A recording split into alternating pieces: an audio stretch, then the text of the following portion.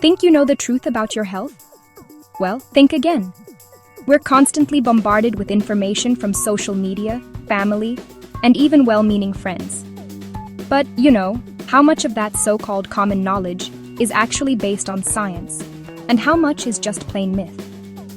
It can be incredibly difficult to separate fact from fiction, especially when a myth sounds plausible or has been repeated for generations. The problem is, believing these falsehoods isn't just a matter of being misinformed. It can have serious, real-world consequences for your health and well-being. Some myths might just be harmless old wives' tales, but others can lead to dangerous decisions, preventing you from getting the care you need, or pushing you toward harmful practices. Today, we're busting the most dangerous health myths people still believe. I've seen the impact of this misinformation firsthand in my practice, where patients come in with fears or habits based entirely on things they've heard that have no scientific backing. It's frustrating for me as a doctor, but more importantly, it's potentially harmful for them. We're going to dive deep into the science, look at the evidence, and give you the real story behind these persistent myths. My goal is to empower you with accurate, evidence-based information so you can make the best decisions for your health. We'll tackle everything from popular diet trends and vaccine fears to everyday beliefs about catching a cold or cracking your knuckles.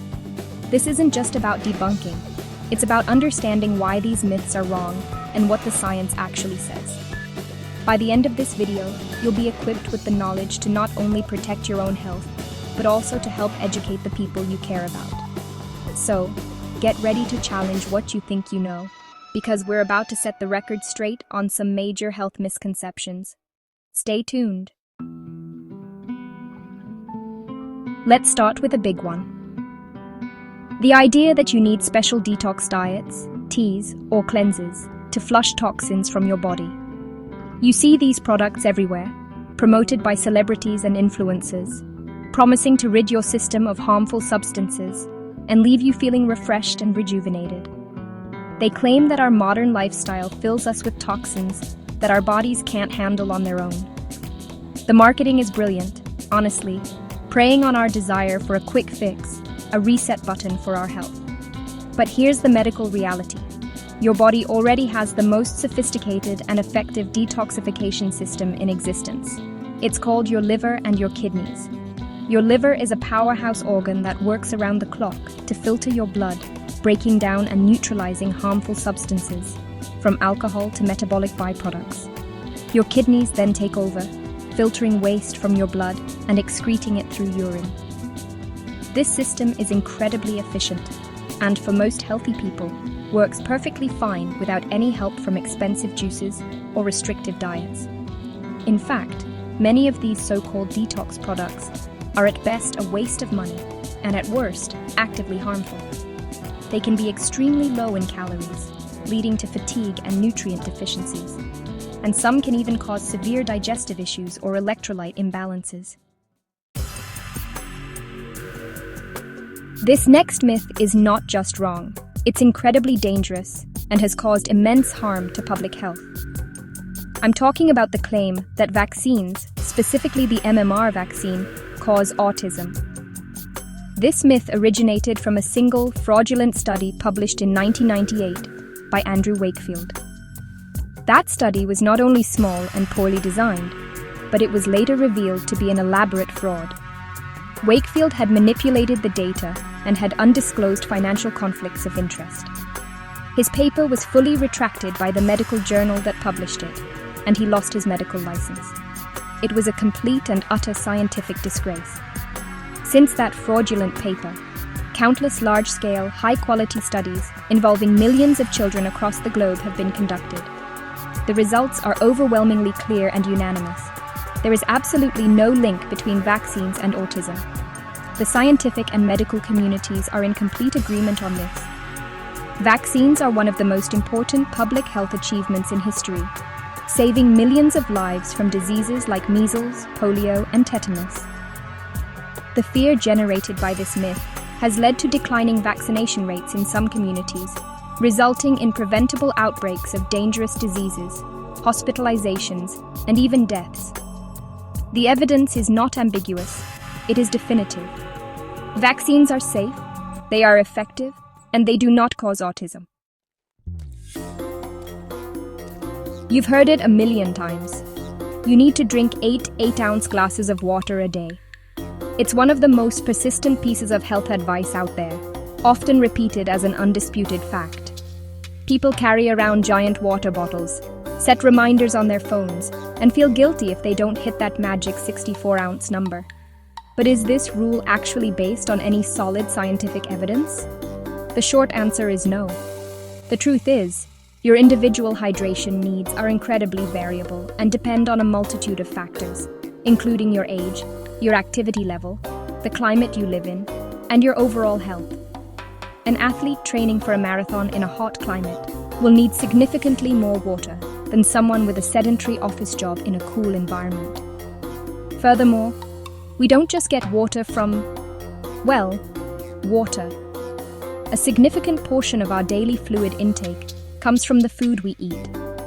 Think fruits, vegetables, and soups, and other beverages like milk, juice, or even coffee and tea. So what's the best way to know if you're hydrated? It's simple. Listen to your body. The most reliable indicator for most healthy people is thirst. If you feel thirsty, you should drink. Another good indicator is the color of your urine. Pale yellow or straw-colored urine generally means you're well hydrated.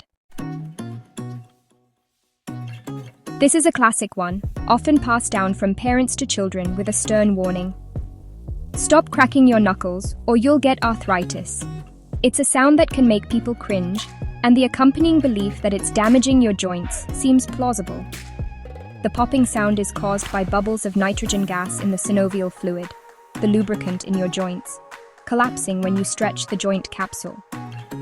It feels satisfying to some, but the fear is that this repeated action wears down the cartilage and leads to painful arthritis later in life. So, is there any truth to this long-standing warning? Thankfully for all the knuckle crackers out there, the science says no. Multiple studies have investigated this very question, and they found no connection between the habit of knuckle cracking and the development of osteoarthritis. One of the most famous studies was conducted by Dr. Donald Unger, who for over 60 years cracked the knuckles of his left hand at least twice a day while leaving his right hand as a control. At the end of his experiment, he found no arthritis in either hand. While chronic, forceful knuckle cracking could theoretically lead to other minor issues like reduced grip strength or ligament strain. In rare cases, the big fear of arthritis is unfounded. It's an annoying habit to some, but not a dangerous one. In a world of complex pharmaceuticals, the allure of natural remedies is stronger than ever. The logic seems simple. If it comes from a plant or the earth, it must be safer and gentler than something made in a lab. This belief fuels a massive industry of herbal supplements, essential oils, and alternative therapies. The word natural is used as a marketing tool to imply safety and purity. However, this is a dangerous and misleading assumption. The reality is that natural does not mean safe, and it certainly doesn't mean effective. Many of the most potent poisons known to humanity are 100% natural, like arsenic, cyanide, and ricin. Many herbal supplements can have powerful biological effects on the body, just like prescription drugs. The critical difference is that prescription drugs undergo rigorous testing for safety, efficacy, and dosage, and are highly regulated by agencies like the FDA. The supplement industry, on the other hand, is largely unregulated. This means the product you buy might not contain the ingredient it claims, could be contaminated with heavy metals or other drugs, or could be at a dose that is either ineffective or dangerously high. Furthermore, some natural remedies can have serious interactions with your prescription medications, making them less effective or causing life-threatening side effects. Always talk to your doctor before starting any new supplement or natural remedy. Every winter, you hear the same advice. Bundle up or you'll catch a cold. It's a belief that has been ingrained in us since childhood. The idea that being physically cold, whether from being caught in the rain, not wearing a jacket, or sitting in a drafty room can make you sick with a cold seems to make intuitive sense. After all, colds are more common in the winter, the season of cold weather. But despite how logical it sounds, this is a complete myth. You cannot catch a cold simply from being cold. The common cold is an infectious disease, and it's caused by viruses, most commonly the rhinovirus.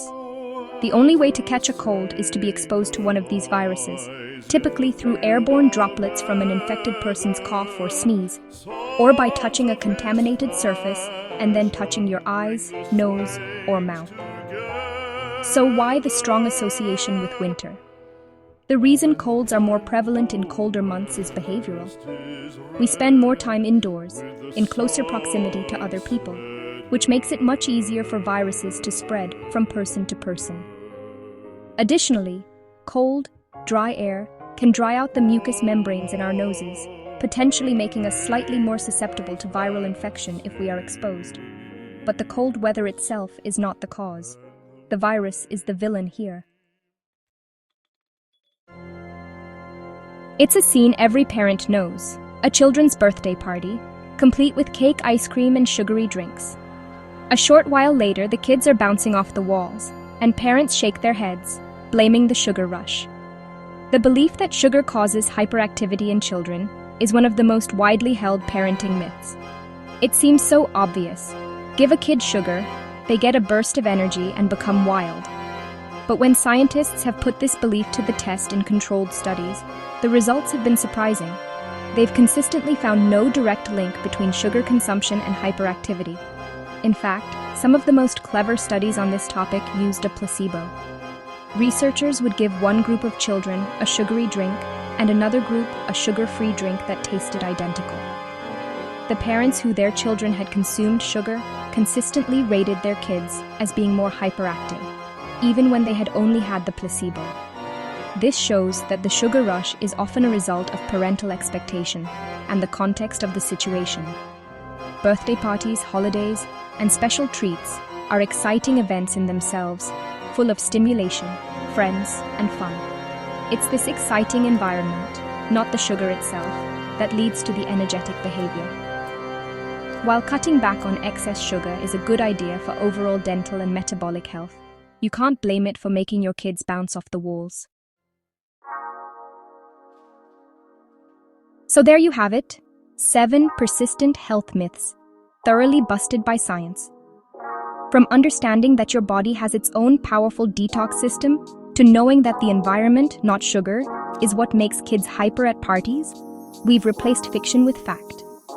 It's clear that so much of what we accept as common knowledge doesn't hold up under scrutiny. The problem is that these myths can do more than just mislead us. They can cause real anxiety and lead to choices that are detrimental to our health, like avoiding life-saving vaccines or wasting money on ineffective natural cures that could have dangerous interactions. The most powerful tool you have for managing your health isn't a fad diet or a miracle supplement. It's knowledge. Being a critical thinker and seeking out reliable, evidence-based information is your best defense against the sea of misinformation out there. Always question where your health advice is coming from. Is it from a peer-reviewed scientific study and a medical professional, or is it from an influencer trying to sell you a product? Learning to tell the difference is a skill that will serve you for a lifetime, protecting you and your loved ones from the harm that health myths can cause. I hope this video has empowered you to challenge the health narratives you encounter and to trust in science and evidence. Your health journey is your own, but it should be guided by facts, not fear or falsehoods. Keep asking questions, stay curious, and always consult with a healthcare professional for advice tailored to you. Don't let myths put your health at risk. Share this video to help bust these dangerous misconceptions.